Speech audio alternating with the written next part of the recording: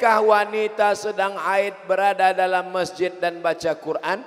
Ikhtilaf ulama dalam masalah ini. Saya memakai pendapat dalam kitab Al-Fiqhul Islami wa Adillatuh Syekh Wahbah Zuhaili.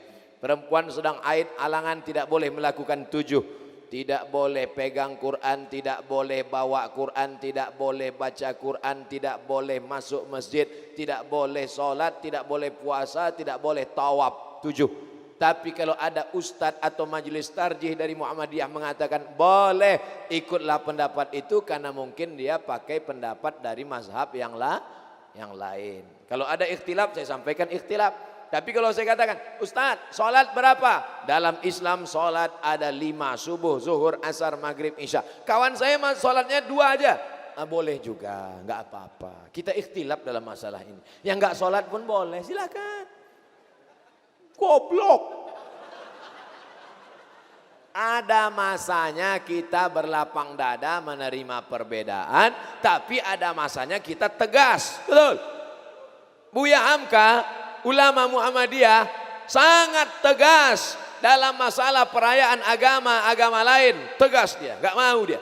Tapi kalau dalam masalah berbeda pendapat, masalah furuk, masalah kecil, kata dia dalam masalah ini banyak pendapat. Datang Buya Hamka ke Masjid Agung An-Nur Pekanbaru Riau. Masjid Agung An-Nur Pekanbaru Riau kalau khutbah Jumat pakai tongkat. Di Masjid Muhammadiyah nggak ada pakai tongkat. Pengurus masjid takut. Ini kalau Buya Hamka nanti dikasih tongkat gimana ini? Ternyata Buya Hamka berlapang dada, dikasih tongkat, dia pegang, dia khutbah. Buya Hamka dalam masalah furuk berlapang dada, saya mengikut manhaj beliau. Dalam masalah ini saya ikut pendapat ini. Tapi kalau ada ulama nanti mendapat ini, mungkin dia baca kitab yang lain. Jelas? Oh, saya ikut pendapat Ustaz Abdul Somad. Baik, saya ikut pendapat Ustaz ini. Bagus. Selama masih dalam ahlus sunnah wal jamaah. Bukan syiah, bukan khawarij, bukan qadariyah, bukan jabariyah, bukan khalqul Quran, tapi ahlus sunnah yang berpegang kepada sunnah-sunnah Rasulullah sallallahu alaihi wasallam. Mohon pencerahan dari Tuan Guru, makna dari membuka tapak tangan saat salam dalam sholat. Apakah ada mazhab yang mensunahkannya atau tidak? Saya kalau ada perbedaan saya sebut perbedaan. Kalau saya sebut tahu, saya sebut berapa. Tentang meletakkan tangan, ada 6. Meletakkan tangan. Allahu Akbar.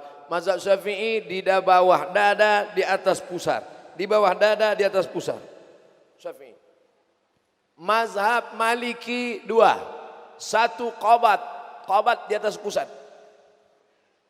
1 lagi tashil, irsal, lepas. Maliki Maroko, Raja Maroko mazhab Maliki tangannya lepas. Allahu Akbar. Maliki Masyrik di atas pusat. Hanafi dan Hambali di bawah pusat. Allahu Akbar. Syekh Ibnu Taimiyah, Ibnu Albani, Syekh Albani, Nasruddin Albani dalam kitab Sifat Salat Nabi di atas dada. Allahu Akbar. Jadi kalau kita hitung berapa itu? 1, 2, 3, 4, 5. 1, 2, 3, 4, 5. 5-5-nya saya sebut. Tapi jangan gara-gara ini besok 5-5-nya dicoba. Zuhur lagi panas. Tetap diamalkan 1, tapi jangan salahkan orang. Nanti datang jamaah tabligh dari India. Allahu Akbar. India mazhabnya Hanafi. Atau pas sholat di Turki. Pergi umrah mampir ke Turki. Orang Turki. Hanafi. Kalau 5 saya sebutkan 5. Adapun tentang salam, 1 mazhab. Assalamualaikum warahmatullahi. Assalamualaikum warahmatullahi. Saya belum ketemu lagi baik jumpa ulama, baik baca kitab yang mengatakan salam itu tangan dibuka. Tetap Assalamualaikum warahmatullahi. Adapun menggerakkan, itu ada 3 mazhab. Tangan ditekuk, 1 ibu jari di ujung, 1 mazhab. Ada mengatakan dipangkal telunjuk, 1 mazhab. Begini ada, begini ada. Mazhab Syafi'i diangkat pada lafaz Allah. At-tahiyatul mubarakatuh salawatut thayyibatulillah. Assalamualaikum ayuhan nabi wa rahmatullahi wabarakatuh. Assalamualaikum wa ala diangkat pada lafaz Allah. Asyhadu an la ilaha illallah. Sampai habis enggak turun. Tapi kalau Hanafi angkatnya la turun Allah. Asyhadu an la ilaha illallah. Kalau mazhab Hambali setiap lafaz Allah naik. At-tahiyatul mubarakatuh salawatut thayyibatulillah. Assalamualaikum ayuhan nabi wa rahmatullah. Assalamualaikum wa ala ibadillah. Asyhadu an la ilaha illallah. Itu Hambali. Maliki dari awal sampai akhir bergerak. At-tahiyatul mubarakatuh salawatut thayyibatulillah. Assalamualaikum ayuhan nabi wa rahmatullah. Saya kalau ada 4 saya sebut 4. Kalau ada 5 saya sebut 5. Tapi kalau 1 saya sebut 1. Tentang masalah salam hanya 1. Assalamualaikum warahmatullahi. Assalamualaikum warahmatullahi. Wallahu a'lam. Saya ingin bertanya pegawai honorer di Pemprov, apa yang harus saya lakukan ketika pimpinan menyuruh saya untuk melakukan yang bertentangan dengan agama? Contohnya ketika dinas luar atau untuk membeli bil hotel padahal kami tidur di rumah.